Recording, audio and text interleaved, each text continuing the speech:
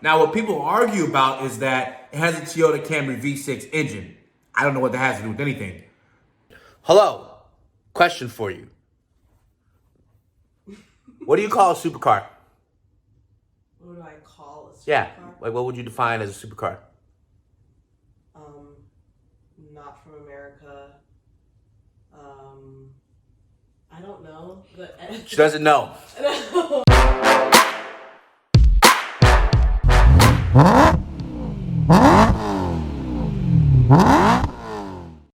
What's going on, Boosted Mob family? From those that are new to my channel, my name is Travis. I make a lot of videos within the Dallas area. I own a Lotus Evora and a supercharged BMW M3. And I like to kind of share that kind of experience with you guys, as well as kind of my thoughts on different things and or topics. And that's what we're gonna do today. So as you can see from the title, we're gonna talk about, is the Lotus Evora a supercar and or an exotic? And what does that really mean in today's age regarding, the cars that are coming out? So I'm gonna sum this up really quickly right off the bat and say, I think the Lotus Evora 400 isn't a supercar if we compare it to the subjective scale that people try and describe what makes a car super. But I want to go into a little bit of the facts and really kind of break down truly what defines a car being a supercar, an exotic, or an hypercar, and where exactly does the Lotus play in all of this. Early 2000s, they classified the term supercar in the Auto Magazine articles, which kind of coined and kicked off. And I think later in 2010, hypercar came around. So what is a supercar? In loose terms, it's simply an exotic that's high-performing, street legal, and does substantially good things regarding handling, exclusivity, speed, the 0 to 60 metrics they use, etc., right? So cars that may come to mind are the Lamborghini Huracans, Gallardos, Murcielagos, Ferraris from the 360s, F430s, 458s, 488s. You got the 911 GT3, which is going to be a topic I'm going to come back to, and maybe McLarens, right? Then we talk about hypercars. It's pretty obvious what those are. McLaren F1s, Bugattis, Paganis, the Enzo Ferrari, the LaFerrari, the McLaren P1, the Porsche 918 Spider, or any of these other super crazy, very exclusive, multi-million-dollar rocket ships on wheels. Those are hypercars. The cars today have gotten so incredibly fast that they've broken the barrier of what we describe as a supercar. But back in the day, the same characteristics that defined a supercar define a hypercar. Now you just exaggerate it more. But when you think about supercars, you think about the 458s and things that I mentioned, these cars were known for being, exclusive and hard to obtain, built in small batches, maybe slightly impractical due to the way that they're designed. 2 doors, 2 seats, no back seats, very limited space for carrying things, low gas mileage, impractical transmissions, hard to maintain, all of that jazz, right? But then came along, I think, what birthed this whole new ideology around super sports car or supercar, and really on the topic of super sports car, McLaren says their 570 is a super sports car, not a supercar. Now, hey, I'm not the brand. I don't get to make the shots. And whatever a brand decides to call what their car is, that's what it is. There's no argument about it.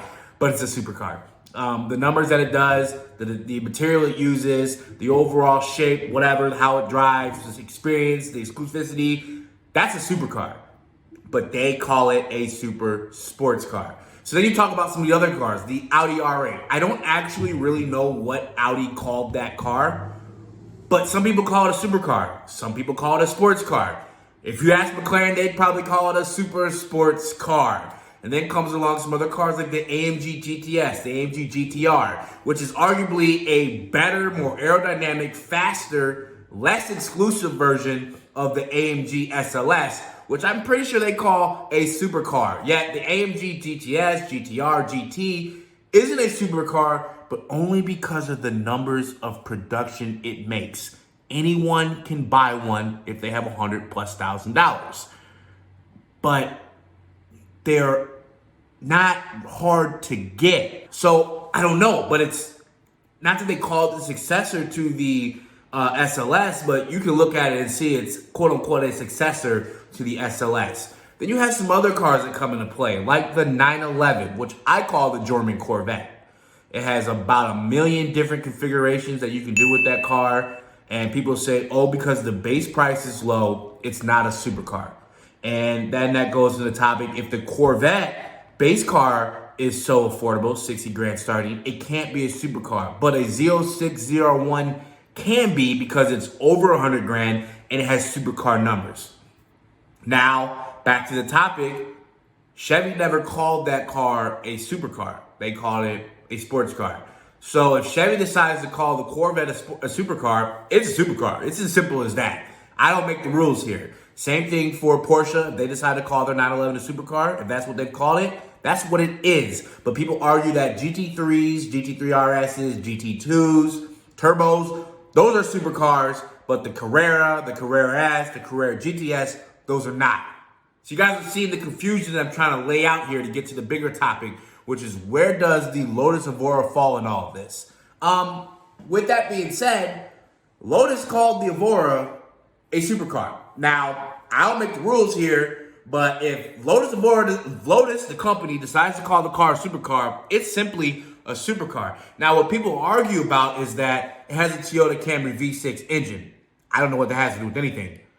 You know, if I were to take that same ideology, but just take it up just a notch, there's a lot of supercars that are running around with AMG V8s. Now, you don't call a Mercedes C63 a supercar. You sure as heck don't call an AMG GLC Coupe 63 or 63S a supercar. That's a freaking truck. It has the same motor though.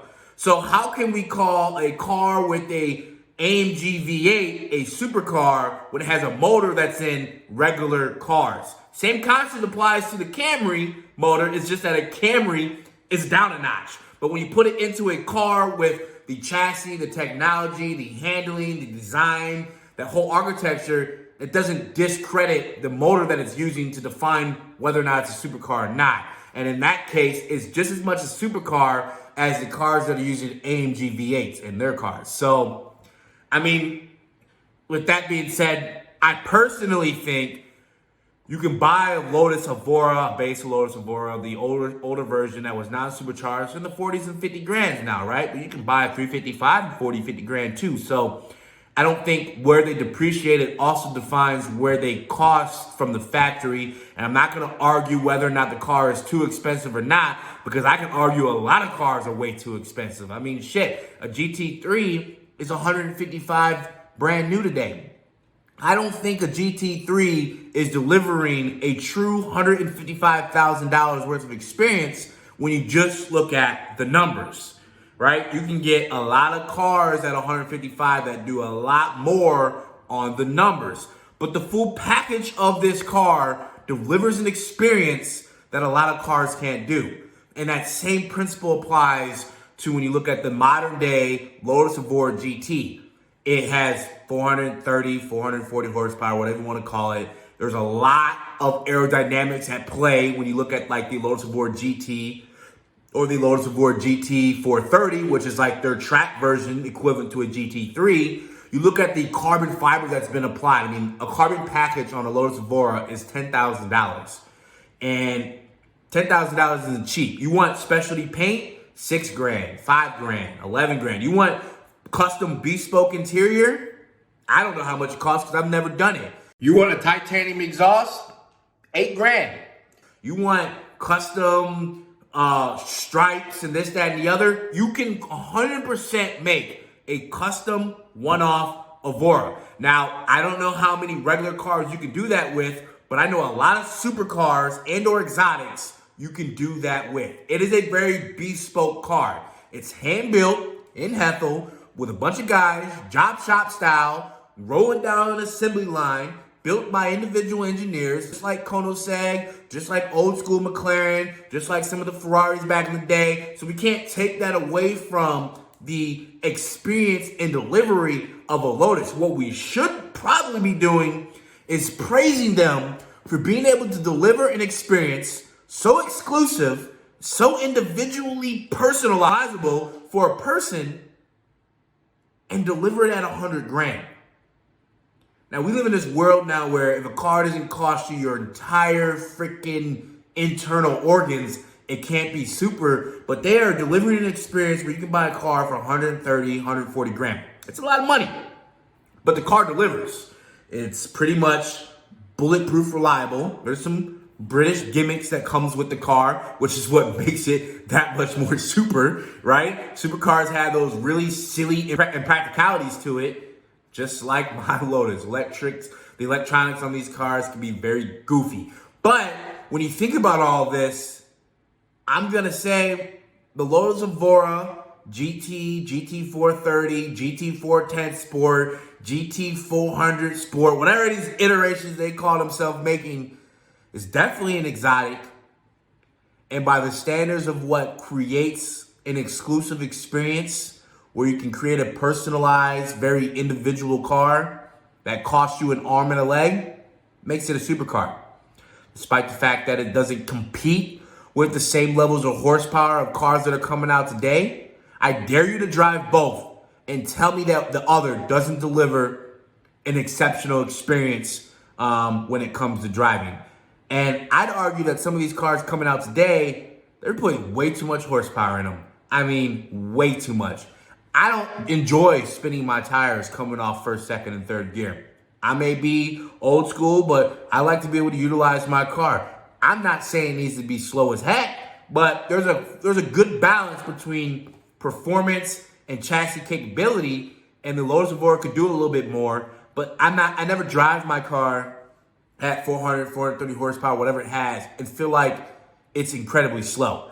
It actually feels more enjoyable to drive than my 660 horsepower M3. And I ain't calling that a supercar because it doesn't deliver the same full package and experience that my Lotus Evora does. Now, you could argue that it's a super sports car too, but I don't even know how you even classify that. I don't know what that really is. There's a lot of ambiguity around all these topics, but if a company decides to call the car a supercar, and you can create a bespoke one-off car, work with the designer, personalize it exactly how you want it, get it approved, and it goes down an assembly line, job shop style, it's pretty exclusive. And that's that. But hey, I don't make the rules. I can't argue with you about one car costing 100 grand, 70 grand, 300 grand, 400 grand, 500 grand.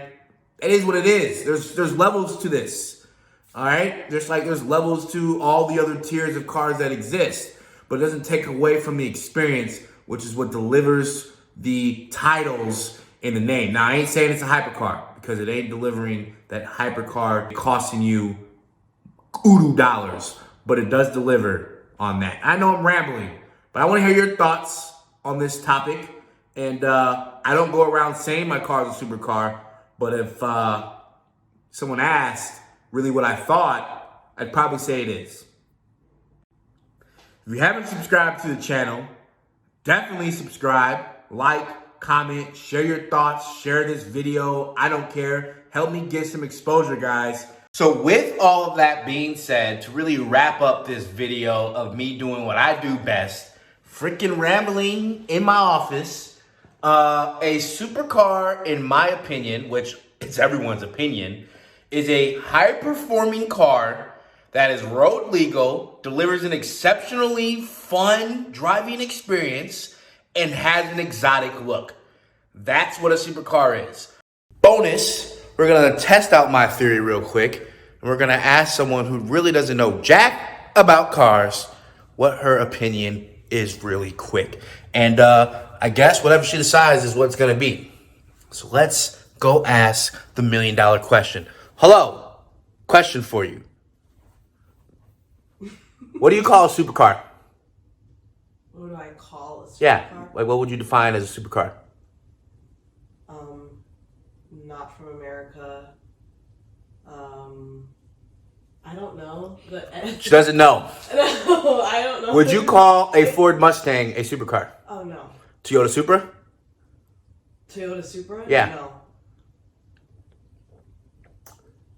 BMW M3? No. Are you just saying it because I said 911?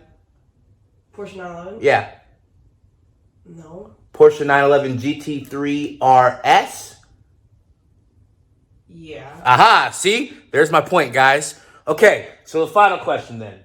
Lotus Evora, would you call that a supercar?